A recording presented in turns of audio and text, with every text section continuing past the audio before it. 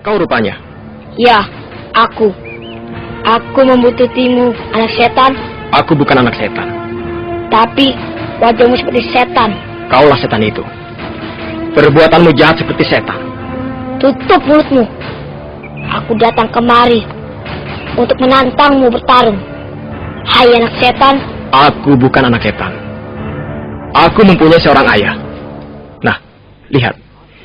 Itu ayahku. Aku anak manusia. Sebutkan namamu sebelum aku membinasakanmu di tempat ini, supaya aku tidak memanggilmu lagi anak setan. Namaku Jambu Nada. Kau siapa? Aku Layang Samba. Layang Samba. Apa yang kau inginkan? Apa telingamu tuli? Aku jauh-jauh datang kemari, susah payah membutuhkanmu hanya untuk bertarung. Kau hebat, Jambu Nada. Kau mampu menahan pukulanku. Tapi sekarang kau harus membuktikan lagi kehebatanmu. Tidak, Layang Samba. Aku tidak mau bertarung. Kau takut? Kau takut mati di tanganku? Tidak. Aku tidak mau bertarung karena ayahku tidak mengizinkannya. Mengapa kau harus menuruti ayahmu? Ayahku adalah guruku. Ayahku seorang laki-laki yang baik. Dia selalu membimbingku selama ini. Dialah yang membesarkanku. Karena itu, aku harus menghormatinya dan menuruti segala perkataannya. Jambu Nada, kau mau atau tidak? Bersedia atau tidak? Kau harus bertarung denganku. Aku ingin menjajah lagi kemampuanmu. Ayo Jambu Nada, bersiaplah. Tidak. Kalau kau mau bertarung, bertarung saja sendiri. Aku tidak akan melayanimu. Kurang ajar. Kau telah meremehkan aku. Rasakan Jambu Nada. Ya, ya, ya, ya, ya, ya.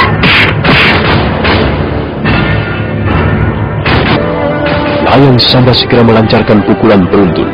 Jambu Nada berusaha menghindarinya, tapi dia gagal menghindari sebuah pukulan yang datang dengan tiba-tiba. Telapak tangan Layang Samba menghantam wajahnya. Jambu Nada jatuh tersungkur. Tapi bocah bersisik ular itu segera bangun kembali. Ayo Jambu Nada, jangan menjadi laki-laki pengecut. Aku menantangmu bertarung. Baik, Layang Samba. Tapi aku harus minta izin ayahku dulu. Ayah, bocah inilah yang kuceritakan kepadamu. Sekarang dia menantang aku bertarung lagi. Ayah, apakah aku boleh bertarung dengannya? Laki-laki tegap yang masih duduk di tempat semula memberikan isyarat. Dan isyarat itu mengatakan bahwa Jambu Nada boleh bertarung. Jambu Nada girang, dia segera membuat kuda-kuda. Ayo Layang Samba, ayahku mengizinkan aku bertarung. Nah, sekarang aku akan melayanimu. Setelah kau binasa di tanganku, ayahmu akan menyusul. Awas Jambu Nada. Sekarang aku bersungguh-sungguh. Kalau kau lengah, pukulanku akan menamatkan riwayatmu. Hei, hiat, hiat, hiat, hiat, hei, hiat, hiat, hiat, hiat, hiat, hiat.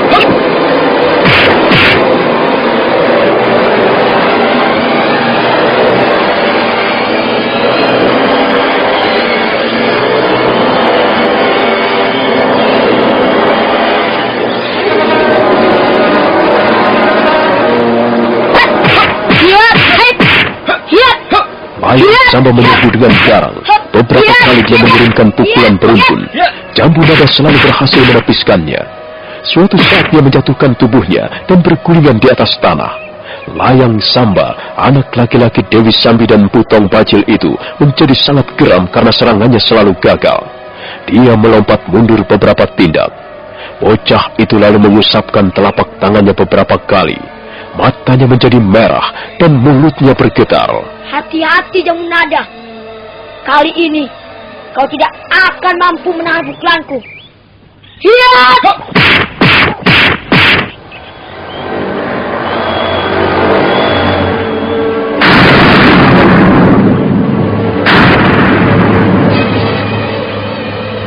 Sekarang Layang Samba memburu Jambu Nada dengan pukulan-pukulan yang sudah dilampari Aji Tapak Wisa. Aji Tapak Wisa adalah ilmu pukulan yang sangat dahsyat. Jika orang tidak dapat menahannya, maka tubuh orang itu akan hangus terbakar. Wajahnya akan membiru seperti disengat ular yang sangat berbisa. Jambu Nada mulai berhati-hati, sementara Layang Samba berusaha mencari kesempatan untuk dapat memukul dengan telak. Suatu saat kesempatan itu datang. Layang Samba melompat tinggi ke udara, dan selanjutnya dia terbang sambil mengepalkan tangannya. Hiya! Aji Tapak Wisa! Hiya!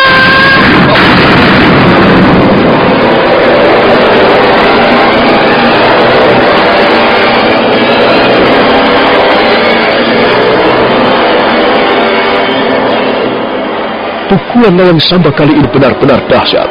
Tubuh Jambu Nada terpental, dan bocah bersisik ular itu jatuh tersungkur tidak jauh dari ayahnya. Bangunlah, Jambu Nada. Kau pasti kuat menahan pukulannya. Pukulannya keras sekali, ayah. Dadaku menjadi sesak. Kau masih mampu melawannya, bukan? Masih, ayah. Aku belum kalah. Ayo anak setan! Kau tidak perlu minta tolong orang tuamu. Bukankah kau masih mempunyai rasa malu? Ayo bangun! Kau akan segera merasakan pukulanku yang lebih hebat.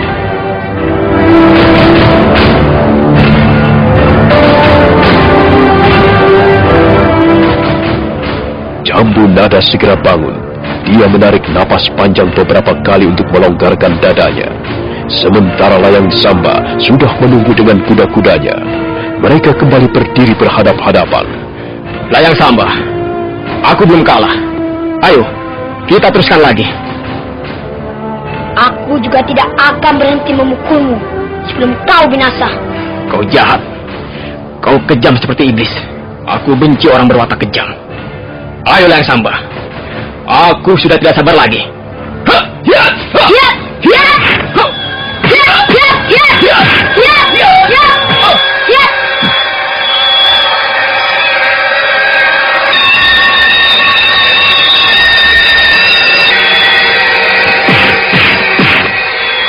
Kembali mereka bertarung. Kali ini Jambu Nada bertarung bukan hanya sekedar mempertahankan diri. Dia pun mulai menyerang. Sesaat lamanya Layang Samba kalang kabut mendapat serangan beruntun. Tapi bocah itu segera dapat menguasai keadaan. Bahkan suatu ketika, dia dapat mencuri lagi kelengahan Jambu Nada. Layang Samba mengibaskan pukulan bocah bersisik ular, dan pada saat yang hampir bersamaan, dia mengirimkan pukulan balasan yang sudah dilambari Aji Tapak Wisa. Aji Tapak Wisa! Hiya!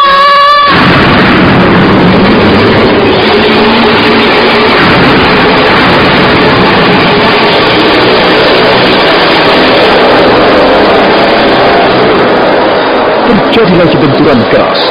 Layang Samba terpental ke belakang. Demikian pula Jambu Nada.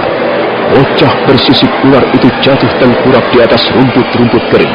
Mulutnya sedikit mengeluarkan darah. Tapi dia segera bangun kembali dan bersiap-siap menghadapi serangan berikutnya. Tunggu! Hai! Mau apa kau?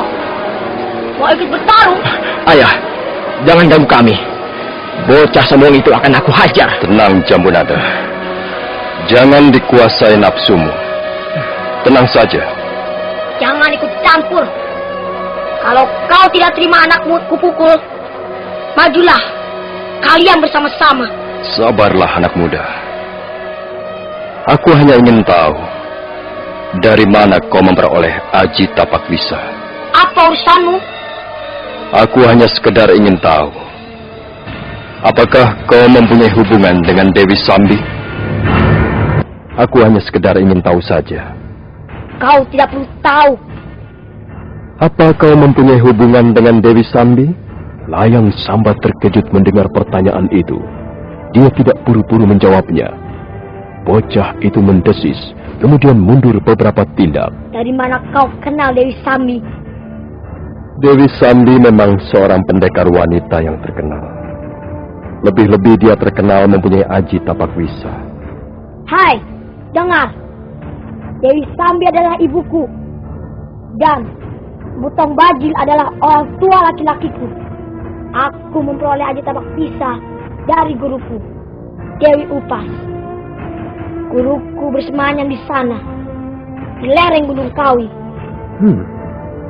Jadi rupanya kau anak Dewi Sambi dan Pubajil? Ya, mereka adalah orang tua kandungku. Sekarang mereka sudah tiada. Ibuku terbunuh entah oleh siapa. Sedangkan ayahku, Pubajil, terbunuh oleh panglima perang Majapahit yang bernama Arya Kamandanu. Aku dapat merasakan sakit hatimu, Layang Samba. Kau pasti menaruh dendam pada orang yang bernama Arya Kamandanu. Aku tidak akan bisa hidup tenang sebelum membalas kematian orang tuaku. Berbulan-bulan aku mengembara ke sana kemari mencari Arya Kamandanu. Layang Samba, barangkali aku mempunyai sebuah cerita yang pantas kau dengarkan. Aku juga kenal orang tua laki-lakimu. Sama halnya seperti ibumu. Orang tua laki-lakimu juga seorang pendekar tangguh. Dia memiliki ilmu yang bernama Segara Geni. Peristiwa itu sudah terjadi belasan tahun yang silam. Dua orang tuamu di samping terkenal sebagai pendekar tangguh, mereka juga terkenal sebagai penjahat negara yang besar. Sepak terjangnya selalu membuat resah kehidupan rakyat Majapahit pada zaman itu. Kejahatannya tidak terbilang jumlahnya. Kejahatannya bertebaran di sembarang tempat. Itulah sebabnya dua orang tuamu juga banyak mempunyai musuh. Aku tidak peduli. Mereka sekarang sudah tiada. Yang penting, aku harus dapat menemukan Arya Kamandanu. Akan ku tantang dia bertarung. Akan ku balas kematian orang tuaku. Layang Samba, aku sama sekali tidak menduga bahwa suatu saat aku akan bertemu denganmu. Apa maksudmu? Siapa kau ini sebenarnya? Sekarang kau tidak usah penasaran, Layang Samba. Kau tidak perlu mencari di mana Arya Kamandanu. Karena sekarang, orang yang kau cari berdiri di hadapanmu.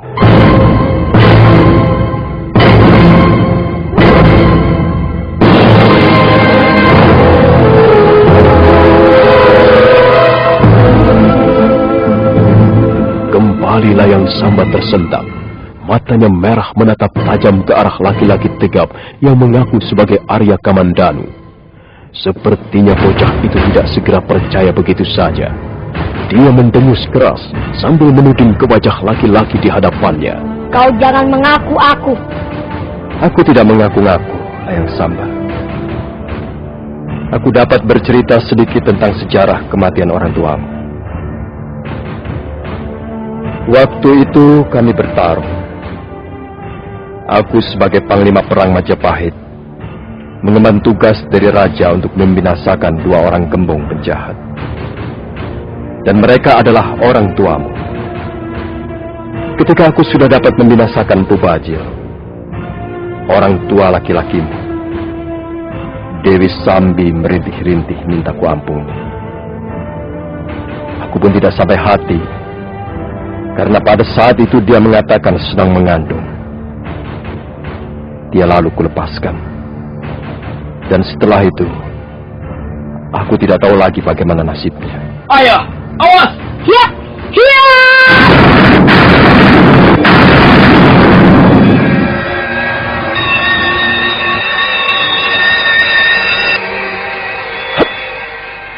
Kalau memang benar kau Arya Kamandanu, sekarang juga kau akan binasa di tanganku. Hiya! Hiya! Hiya! Bunuh kau Arya Kamandanu. Hiya! Hiya! Hiya! Hiya! Hiya! Hiya! Hiya! Hiya!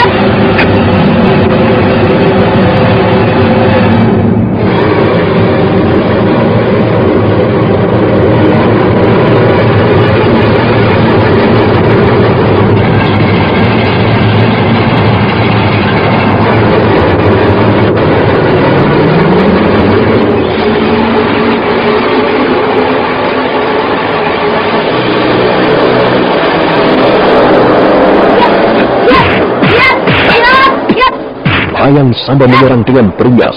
Mata yang merah menyala memancarkan api dendam yang berkobar-kobar. Mulutnya mendesis-desis, dan dia menyerang bagaikan orang kesetanan.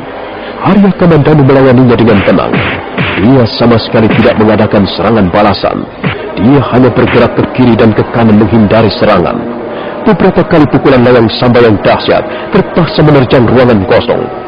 Pada saat itulah muncul perempuan tua dari balik rumpun belukar. Nanti Layang Samba, orang itu menjadi bagianku.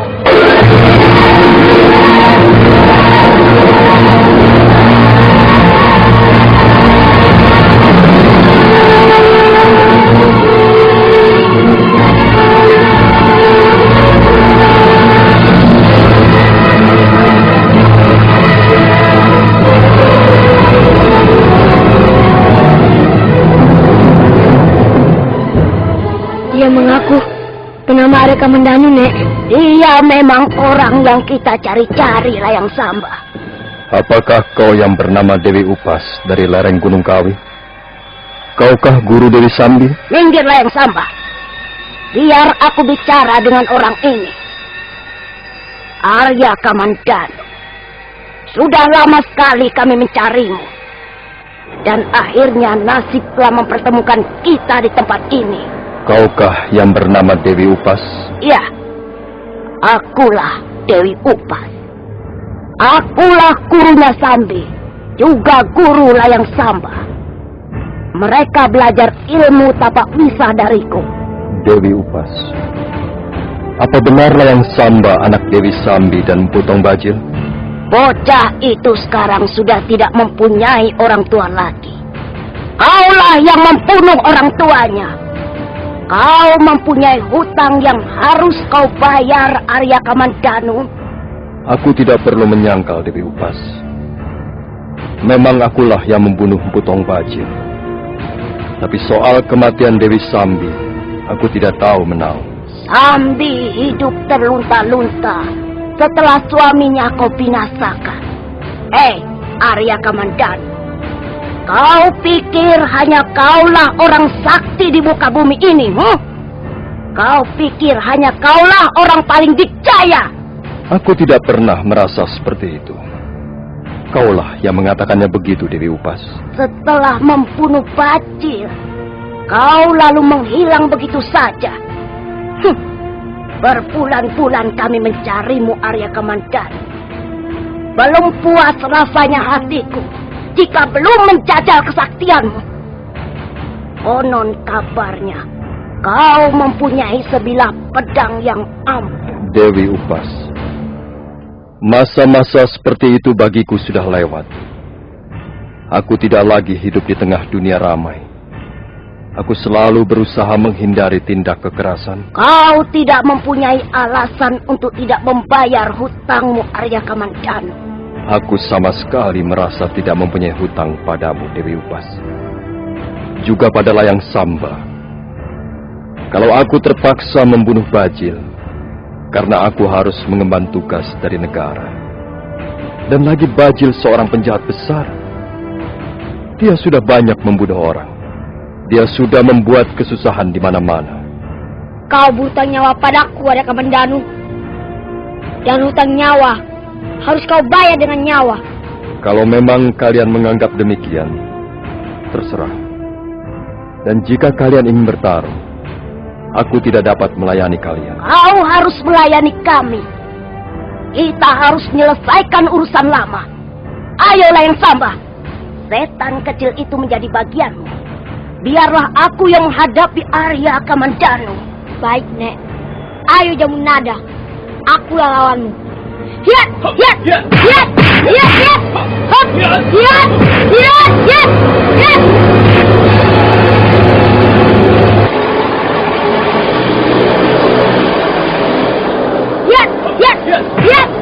Layang Samba kembali memburu Jambunada. Mereka segera terlibat dalam pertarungan sengit. Sementara itu, Dewi Upas mengerahkan seluruh perhatiannya untuk menyerang Arya Kamandanu. Arya Kamandanu yang selama ini tinggal di lereng Gunung Arjuna, yang sudah sejak lama tidak lagi terlibat dalam tindak kekerasan, merasa kikuk menghadapi Dewi Upas. Dia hanya berusaha menghindari serangan. Dia memang tidak berniat bertarung. Dewi Upas merasa kesal, merasa diremehkan. Pendekar perempuan dari lereng Gunung Kawi itu menggeram sambil melemparkan tongkatnya. Dan setelah itu, dia menyerang dengan garang.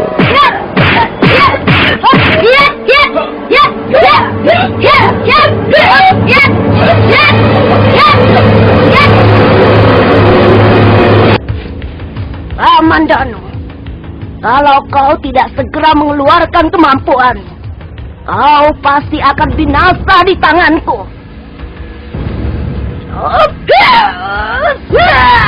Awas Kamandanu, jangan menghindar pengecut, jangan lari. Terimalah pukulan Aji Tapak Wisa.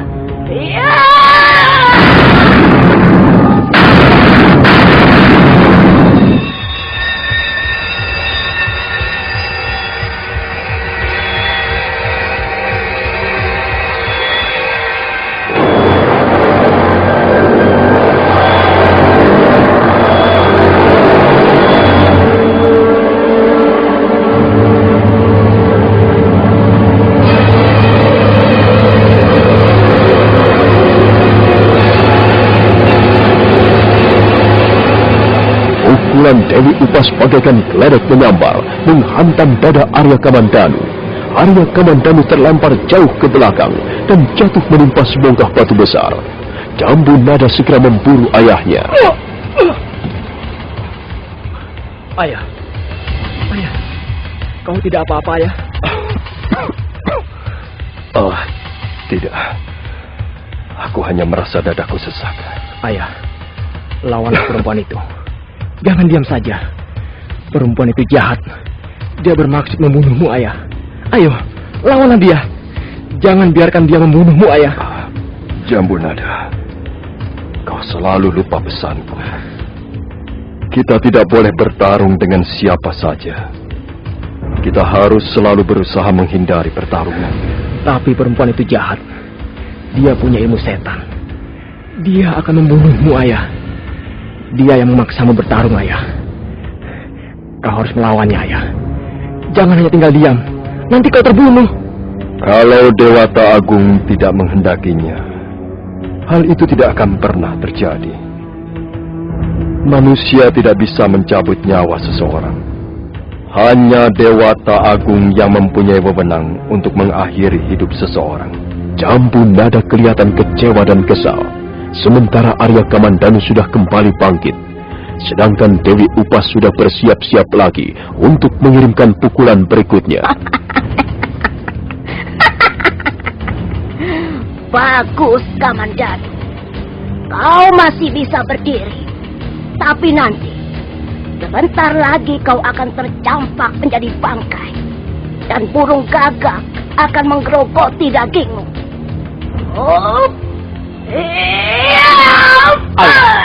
Ayah, jangan berdiri saja. Lawan perempuan itu, Ayah. Jangan biarkan dia membunuhmu, Ayah. Minggir, Jambu Nada. Jangan berdiri di situ. Aji Tapak Wisa.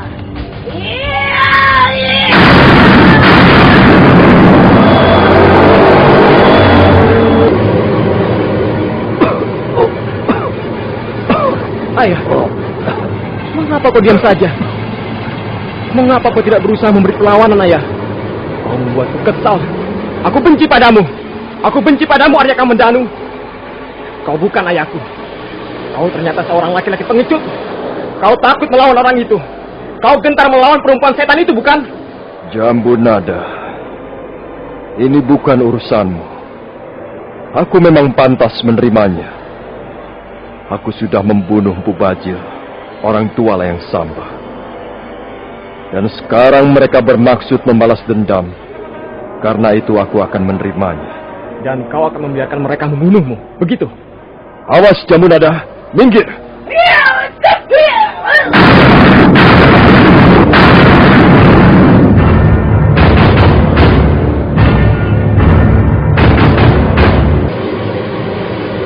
Dewi Upas kembali menyerang ketika Arya Kamandanu sudah mampu berdiri.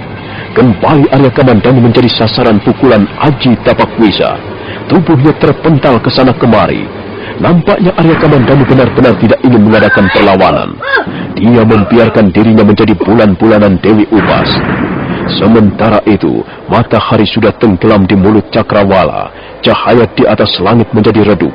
Mendadak dari rimbunan semak belukar muncul sosok tubuh manusia. Dialah Pranayam.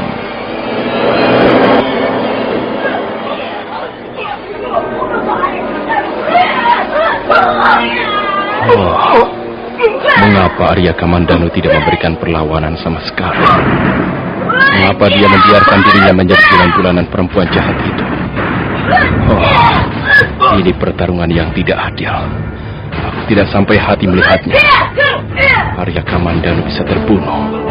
Aku harus segera turun tangan.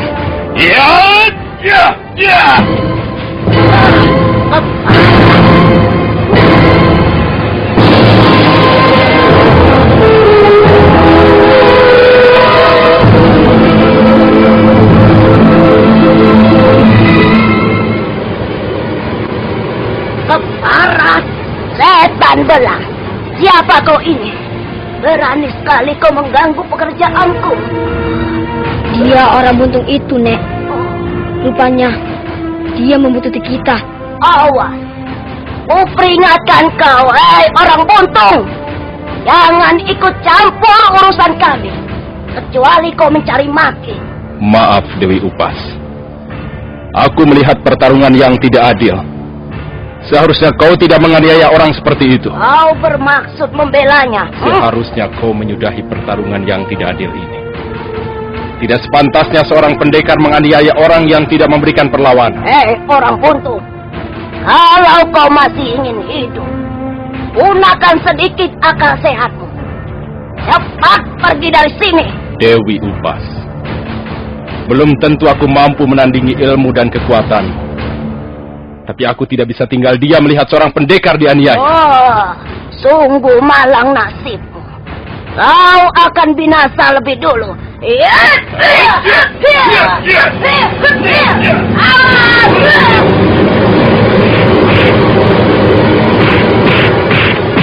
Dewi Upas langsung menerka Pranayam dengan pukulan-pukulan beruntun yang mematikan.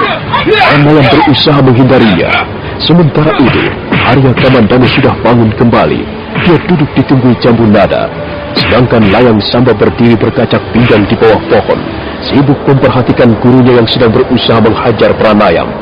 Pranayam berusaha sekuat tenaganya membendung serangan Dewi Upas. Tapi gerakan Dewi Upas sangat cepat, serangannya hanya nampak seperti bayangan-bayangan berkelebat.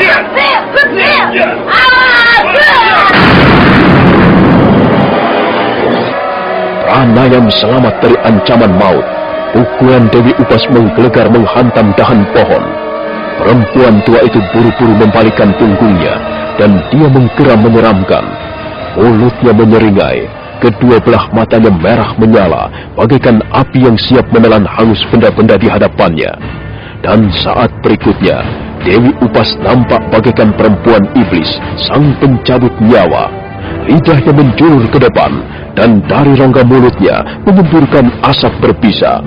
Pranayam menjadi gugup sesaat lamanya. Ayah, kasihan orang buntung itu, Ayah. Siapa orang Jambu Nada?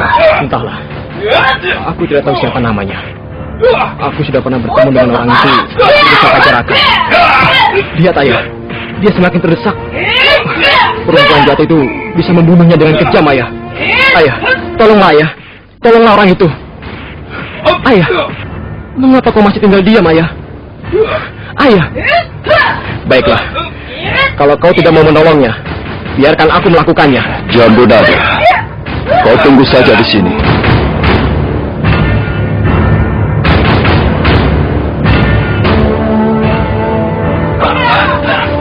Jambu Nada girang melihat ayahnya mulai tergerak hatinya. Perlahan-lahan Arya Kamandanu duduk bersila. Kedua belah matanya dipejamkan. Wajahnya berangsur-angsur menjadi tegang. Urat-urat lehernya tegang. Dan tubuhnya seketika bergetar. Itulah pertanda Arya Kamandanu mulai mengeluarkan kekuatan yang tersembunyi di dalam dirinya. Kekuatan ular naga Puspa Kresna yang sudah menyatu dalam jiwa raganya. Pada saat itu, Dewi Upas berhasil membuat Pranayam terpojok. Nyawa Pranayam benar-benar berada di ujung tanduk. Dewi Upas melompat ke udara sambil meraung keras. Perempuan tua itu terbang ke arah Pranayam.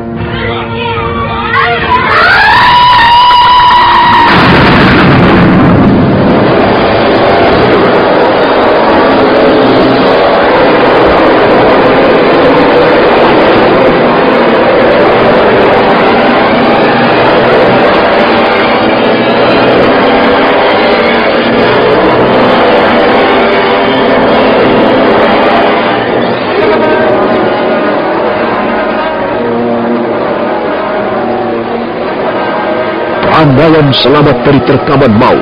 Terjadi benturan dahsyat. Tubuh Dewi Upas terpental jauh ke belakang dan jatuh di dekat kaki Layang Samba. Sementara Arya Kamandanu masih berdiri tegak.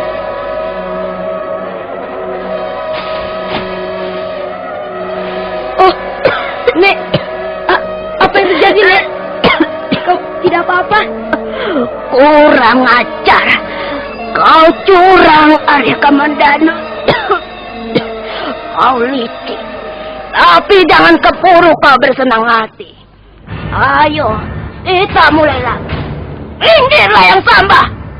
Hati-hati, Nek. Dewi Upas sudah berdiri kembali. Matanya liar menatap Arya Kamandanu yang masih berdiri tegar.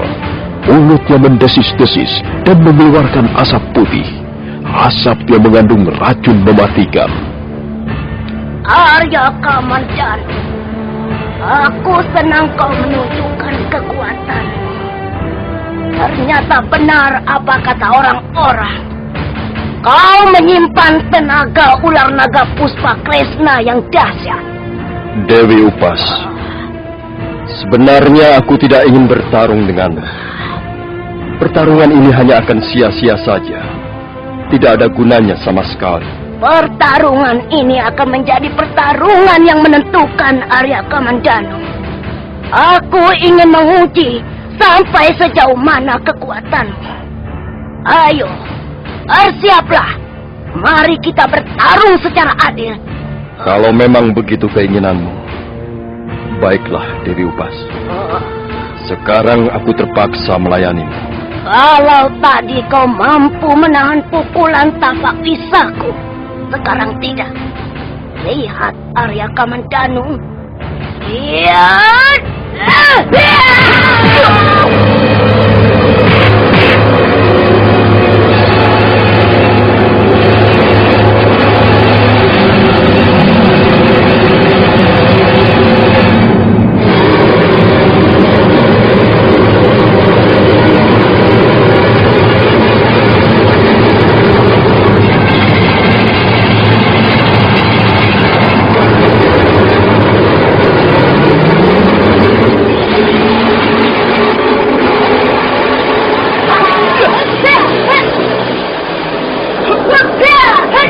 Upas kembali menyerang Arya Kamandanu.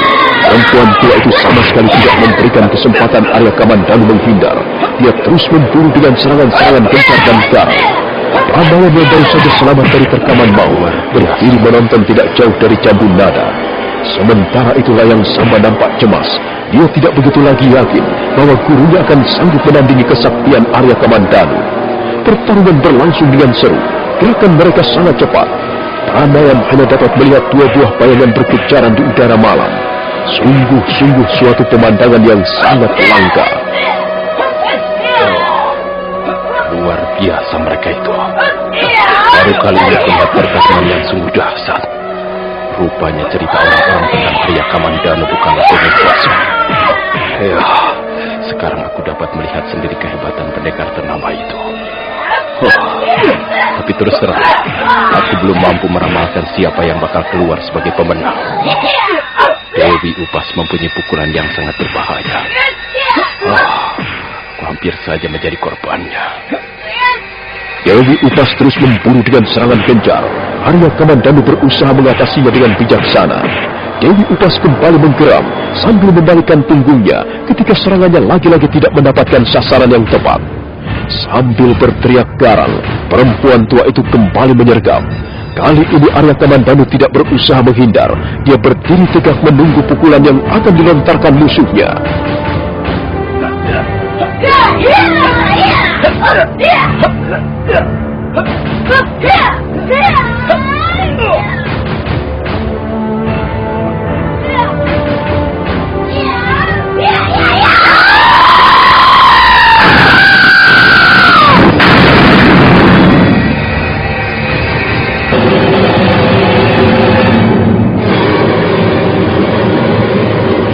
Kali ini terjadi benturan yang lebih dahsyat. Benturan itu sampai memercikkan api. Tubuh Dewi Upas terpental jauh. Dan perempuan tua itu menemui nasibnya yang malang. Tubuh yang menimpa batang pohon hingga berderak-derak. Dan selanjutnya, Dewi Upas tersungkur ke tanah dalam keadaan luka parah. Layang Samba segera memburu gurunya. Nenek Upas!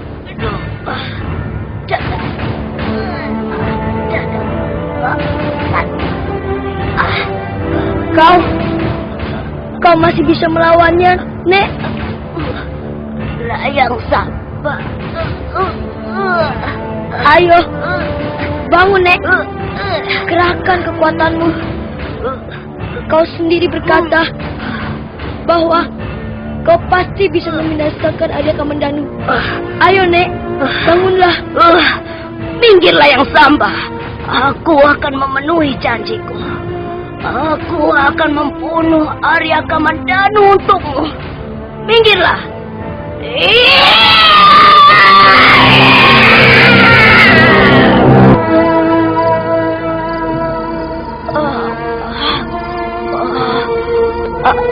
Ayo Kamandanu.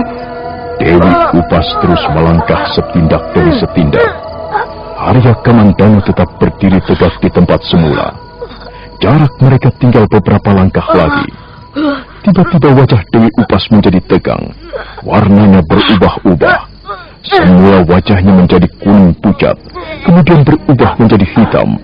Dan akhirnya wajah perempuan itu berkerut-kerut dengan hebat. Lidahnya menjulur keluar, sementara air ludahnya berceceran. Tiba-tiba Dewi Upas seperti mengerahkan kekuatannya untuk yang terakhir kalinya. Arya Kamandanu terkejut, tapi dia terlambat mendorong tubuh Pranayam.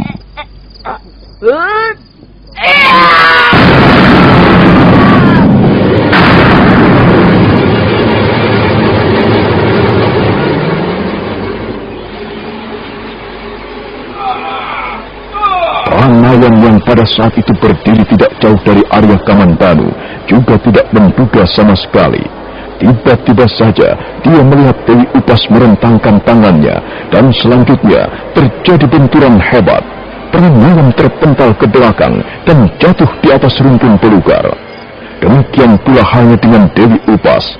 Dia pun jatuh tersungkur, terlentang di sela-sela akar pohon, mengejat-ngejat sebentar, kemudian diam untuk selama-lamanya. Oh, Ayah, perempuan itu jahat sekali. Dia telah berbuat licik. Aku sama sekali tidak menduga dia akan menyerang orang ini, Jambunada. Semula kukira dia masih penasaran padaku. Lihat, Ayah. Kasihan orang ini. Wajahnya sampai gosong. Iya. Dia kena hantaman Aji Tapakwisa. Perempuan itu menyemburkan ludah yang sangat berbisa ke wajahnya. Rupanya dia ingin melampiaskan dendamnya di saat-saat terakhir. Tapi mengapa harus orang lain menjadi korban? Ayah, apakah dia masih hidup? Dia masih bernapas, Jambunada. Tapi kukira lukanya sangat parah. Apakah kau bisa menolongnya? Aku akan berusaha.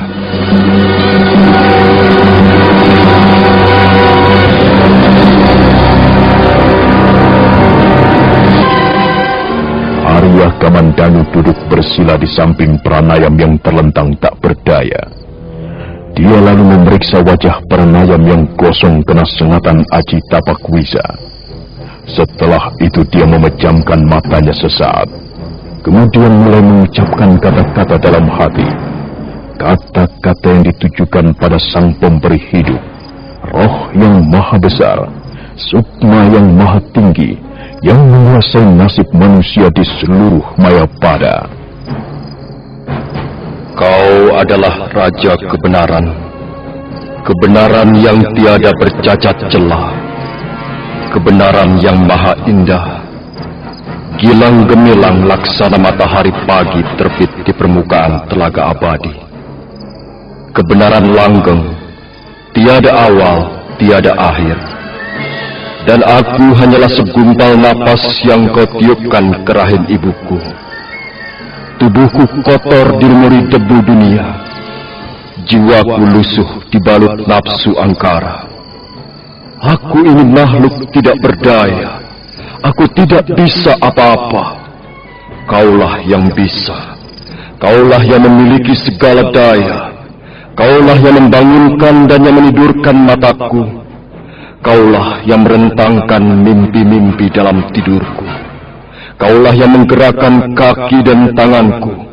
Kaulah yang menyalakan dan memadamkan api semangatku. Kaulah yang menggerakkan kehidupan dalam setiap tetes darahku. Aku ini makhluk yang tidak memiliki apa-apa. Kaulah yang memiliki rambutku. Kaulah yang memiliki mulut dan lidahku. Kaulah yang memiliki panca indraku. Kaulah yang memiliki kepandaianku. Kaulah yang memiliki keberhasilanku. Kaulah yang memiliki dan menjalankan pikiran-pikiranku. Kaulah yang memiliki sukmaku. Kaulah yang memiliki hidupku. Kaulah yang ada dan selalu bekerja dalam diriku sepanjang zaman. Kaulah kepada siapa kuserahkan segala-galanya. Terjadilah apa yang akan terjadi sesuai kehendakmu semata-mata. Selesai berkata-kata dalam hati, Arya Kamandanu memusatkan seluruh pikirannya pada kekuatan ular naga Puspa Kresna yang bersarang dalam tubuhnya. Jambu Nada melihat wajah ayahnya menjadi tegang. Telapak tangan Arya Kamandanu meraba wajah Pranayam dengan jari jemari yang gemetar. Dan saat berikutnya,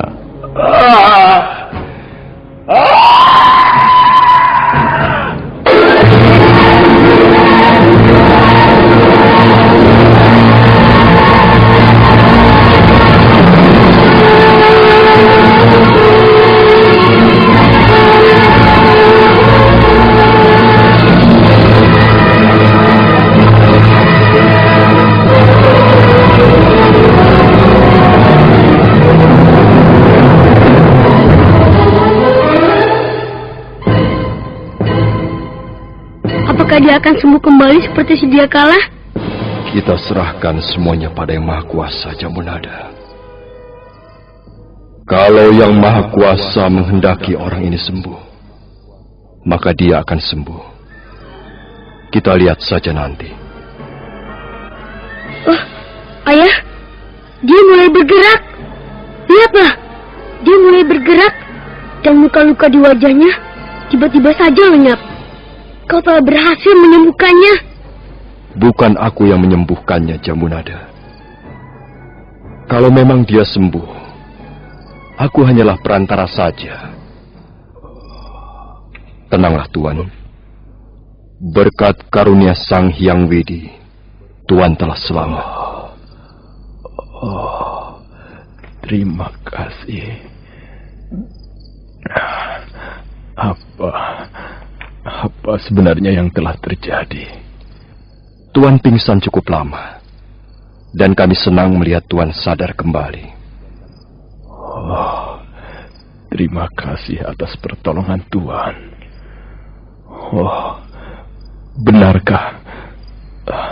Benarkah Tuan ini yang bernama Arya Kamandanu? Iya, saya Arya Kamandanu. Saya sama sekali tidak menduga. Saya merasa sangat beruntung karena dapat bertemu dengan seorang pendekar ternama.